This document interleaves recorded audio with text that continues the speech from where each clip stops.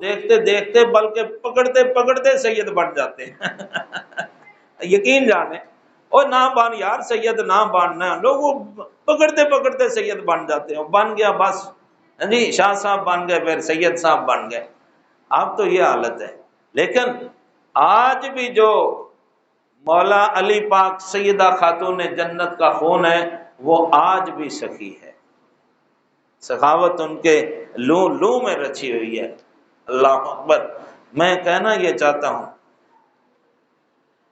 حضور داتا علی اجویری گنج بخش فیض عالم مظہر نور خدا ناک سارا پیر کامل کامل آرا رہنما، آپ نے اور دیگر اس طرح کے حضرات نے بے شمار روایات میں یہ واقعہ نقل کیا ہے۔ سیدنا امام زین العابدین کا حرم کعبہ کا، لیکن اس سے پہلے میں بتانا چاہتا ہوں کہ یہ جو حضرات اہل بیت ہیں ان کے بارے میں زیادہ تر لوگوں کا یہ تصور ہوتا ہے کہ یہ زیادہ تر تقوی اور پرہیزگاری تک ہم انہیں محدود سمجھتے ہیں، یعنی یہ صوفی ٹائپ لوگ ہوتے ہیں، یہ علم کی دنیا سے تعلق نہیں رکھتے۔ تو میں آپ سے عرض کرتا ہوں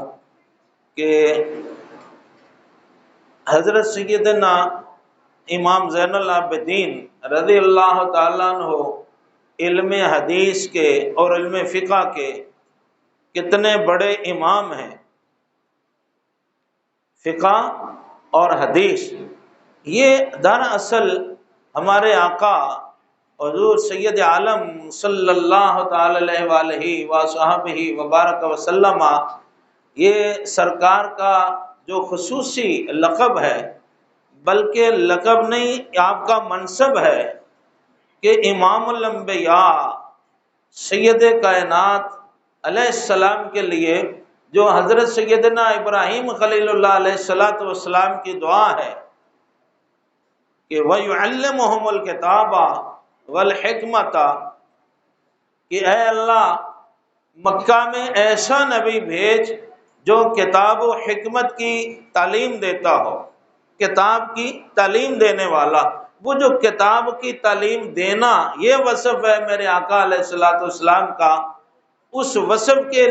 کو خود میرے آقا نے یوں بیان فرمایا انما بعثت معلما، حضور فرماتے ہیں میں ساری کائنات کا استاد بن کر تشریف لایا ہوں، پڑھانے کے لیے۔ استاد کا کام کیا ہوتا ہے؟ پڑھانا۔ یہاں میں ضمناً عرض کر دینا چاہتا ہوں کہ حضور فرما رہے ہیں میں ساری کائنات کو پڑھانے کے لیے آیا ہوں، تو بھائی پہلے خود کسی سے کوئی بندہ پڑھے گا تو پھر پڑھانے کے قابل ہوگا نا۔ مثلا یہ حضور داتا گنج بخش علی اجویری سیدنا امام حسن پاک کی اولاد میں سے ہیں، تو یہ ان کی کتاب ہے کشف المحجوب،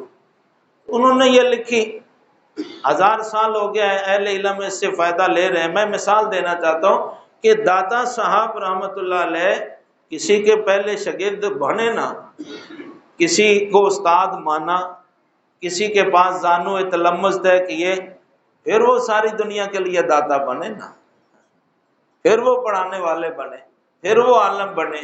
پھر وہ بہت بڑے ولی اللہ بنے۔ پہلے داتا صاحب کسی کے شاگرد ہوئے، تو میرے آقا علیہ السلام کے متعلق تو آتا ہے کہ حضور نے کسی کے پاس سے نہیں پڑھا۔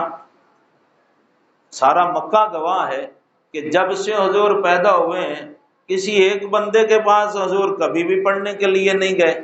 پھر مدینہ پاک میں حضور کی جلوہ گری ہوتی ہے تو میرے آقا علیہ السلام نے کسی کو اپنا استاد نہیں بنایا، کسی سے نہیں پڑھا۔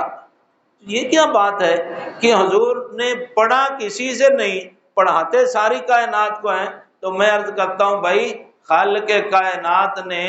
اپنے محبوب کو جب پیدا کرنا چاہا تو محبوب کو پیدا کرنے کے ساتھ اللہ تبارک و تعالیٰ نے خود اتنا پڑھا دیا، اب نہ کسی فرشتے نہ جن اور نہ انسان کو استاد بنانے کی ضرورت نہیں رہی۔ خالق کائنات نے فرمایا الرحمن علم القرآن خلق الانسان علمہ البیان، انسان کامل یہاں حضور کی ذات ہے، اللہ تعالیٰ نے خود محبوب کو اتنا پڑھا دیا کہ یہ محبوب ساری کائنات کو پڑھانے کے قابل ہو گئے ہیں۔ اس لیے اس دنیا میں استاد کوئی نہیں میرے محبوب کا، میرے محبوب کے استاد خود خالق کائنات جل جلالہ اللہ۔ اچھا، میں یہ کہنا، یہ جو حضور کا وصف ہے نا، پڑھانا، سکھانا،